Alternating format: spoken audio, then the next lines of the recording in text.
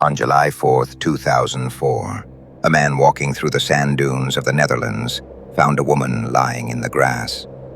It was the height of summer, but the woman was dressed for deep winter. Layers of heavy clothing, a thick black jacket, a fleece headband. And strangely, she was wearing 2 pairs of trousers. She had no wallet, no passport, no train ticket. And no one had reported her missing. She was a ghost. The police found only one item in her pocket that could possibly tell them who she was. A set of keys, stamped with a specific code from a locksmith in Germany. For 21 years, investigators believed these keys were the answer. They were wrong.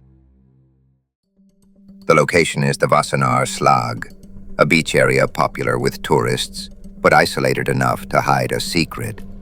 When police arrived, they were baffled. The woman was young, only 30 to 35 years old. She had a sporty build and expensive dental work.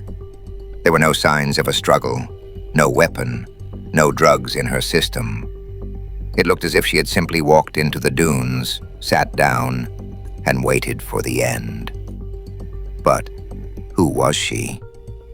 She was found in the Netherlands, but everything about her screamed Germany. Her shoes?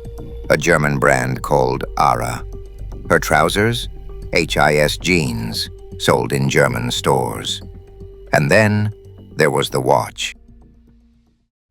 It was a promotional watch from the pet food brand Royal Canin. Investigators thought this was the smoking gun. She must be a cat lover. A vet? But that lead went cold. So they turned to the keys. The keys were distinct. They bore the stamp of a locksmith in the town of Bottrop, Germany. This should have been easy. Police contacted the locksmith. They had the code. They just needed the customer's name. But they hit a wall. The locksmith records didn't lead to a specific person who could be linked to the woman in the dunes. The one physical link to her identity was severed. Years turned into decades. The woman with the German keys became one of Europe's most frustrating cold cases. She was buried in an anonymous grave. Her file sat in a box, gathering dust. Until late 2023, when Interpol decided to try something new. Interpol launched Operation Identify Me, a public appeal to identify 22 unknown women murdered across Europe. They released a new facial reconstruction. They showed the watch. And once again, they showed the keys. Millions of people saw the images. And in the fall of 2025, in Germany, someone finally looked at that screen and froze. They didn't recognize the keys. They recognized the woman. A tip came in. Investigators tracked down a DNA sample from a family member who hadn't seen their sister in years. They ran the test. In October 2025, after 21 years of silence, the woman in the dunes got her name back. Eva Maria Pommer. She was 35 years old, a German citizen from Lower Saxony. The investigation revealed a tragic backstory. Eva had lost contact with her family.